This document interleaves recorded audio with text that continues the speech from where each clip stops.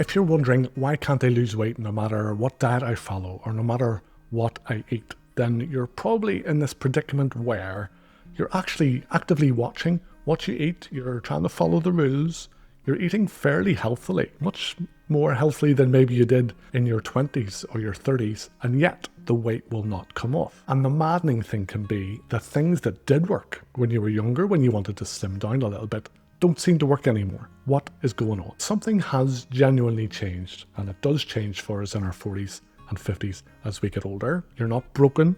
We can fix this. You can lose weight. And I want to talk about the reasons why this is happening to you, this stubborn weight that won't go. But also I want to give you some fixes that you can do immediately, but also longer term ones that will help you lose weight and keep it off no matter what age you are. So let's look at what's going on in our bodies after 40 when it comes to weight control, weight gain, weight loss, and all that jazz. Because the rules around weight loss generally do change a little bit after 40 for men and women. The same maxim of, well, just eat less and move more is still true, but there's caveats for us now. And that's because the hormonal environment has shifted. And it's our hormones that regulate sleep, mood, stress, appetite, energy, and muscle mass. And for many of us, normally 3, 4, 5 things have happened simultaneously as we get older, and they're working together to keep us carrying weight that we're really trying to lose but can't quite seem to shift. Let's look at the obvious reasons why this is happening to us. From about 35 onward, we start to lose a little bit of muscle mass unless we're giving our muscle a reason to stick around by working out in the gym. Now, muscle is metabolically active, meaning if you have a bit of muscle, that muscle needs fed and you burn more calories. Stands to reason if you lose a little bit of muscle now on a daily basis, you are burning fewer calories. So if you continue eating the way you were, you're going to start gaining weight because your resting metabolic rate has dropped. And therefore, what used to be an okay level of calories for you to be eating over the last 10 years is now putting you in a calorie surplus, hence the weight gain. So we're burning fewer calories because of a lack of muscle mass, but we're also burning fewer calories because we're probably less active. As we get older, we sit at desks with our jobs. We tend to sit a lot at home as well. You need to really be making a conscious effort every day to be active and stay on top of it if you want to keep on burning as many calories as you probably were back in your 20s. And I'm not just talking about specific workouts in the gym, just our kind of general levels of walking about to run errands and walking up and down stairs and doing yard work and stuff like that. On a weekly basis, we just end up burning a lot fewer calories than we used to. And again, if your calorie intake has stayed the same as when you were being more active, you're going to start gaining weight or you're going to struggle to lose weight. And then another obvious reason for your lack of weight gain can be poor sleep. So how does sleep affect our ability to lose weight? Again, it messes up our hormones because it elevates ghrelin, our hunger hormone, meaning we feel hungry even when we're not actually in need of calories. And it also suppresses leptin being what makes us feel full. So we have this double whammy of crap sleep makes us feel hungry all the time, and when we do try and address that hunger by eating, we don't have enough leptin to make us understand when we've had enough. So those are the obvious reasons. Maybe some of those you've heard before. I want to dive into the more overlooked reasons that don't get spoken about as much, because those could be the reason why you are finding it so hard to lose weight no matter how hard you try. And the biggest one is these hormonal changes that we go through after 40 for men and for women. And I'll look at men and women separately here because it's a slightly different story. So for women, obviously the perimenopause and menopause causes your estrogen levels to basically fall off a cliff edge. And estrogen influences where your body stores fat. If in the past, in your 20s or 30s, if you gained weight, it went to your hips or your ass.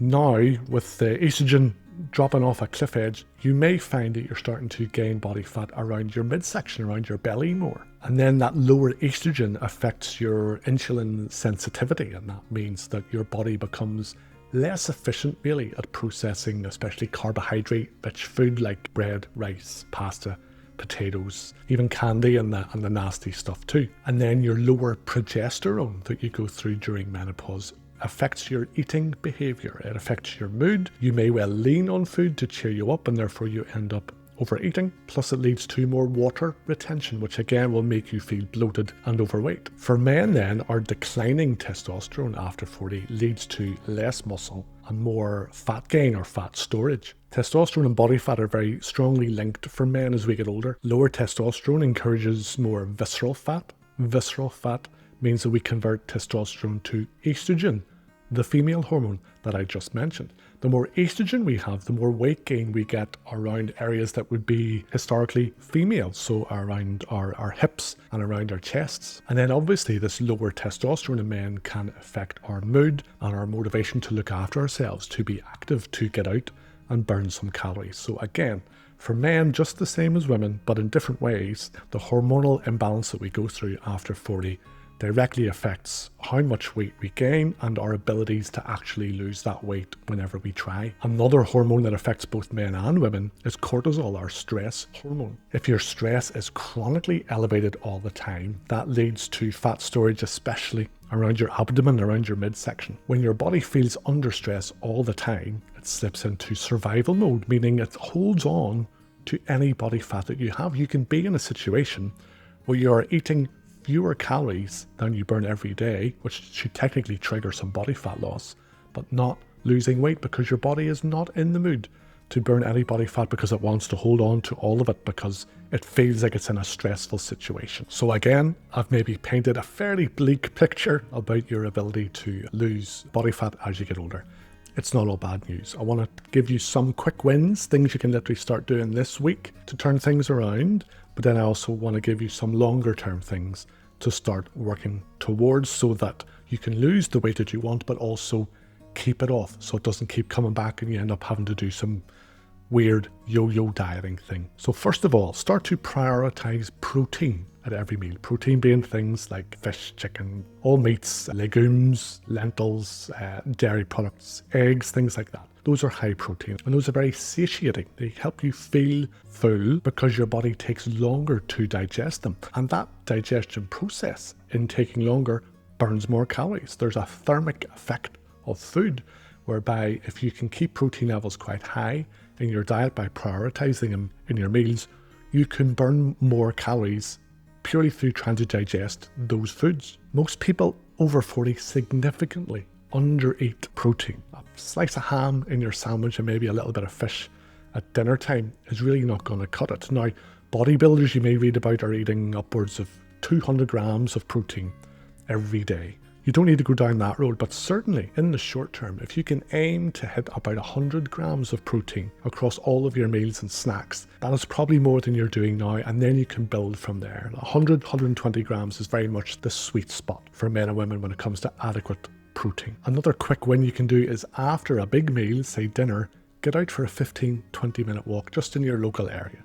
That will help you rev up your metabolism a little bit to help you burn off those calories, to start triggering the digestion of those calories as well. And it has a measurable effect on your blood sugar and insulin sensitivity, which are directly related to whether your body is in the mood even to burn any body fat. That quick walk after dinner can also help you feel sleepy, a little bit tired, and sleep is another one for you to start taking seriously, because no fancy diet in the world is going to work for you if your sleep is so bad that it's throwing all of your hormones out of whack, including those hormones that make you feel full and those hormones that make you feel hungry even when you have no need at all for any more calories. And then our final quick win is just to reduce alcohol, especially during the week. Make having a few drinks something you maybe do just at the weekends. Monday to Friday, go alcohol free, and then that helps you avoid the extra calories from the alcohol in the first place, but also helps you avoid the knock-on effects of drinking alcohol before bedtime, which are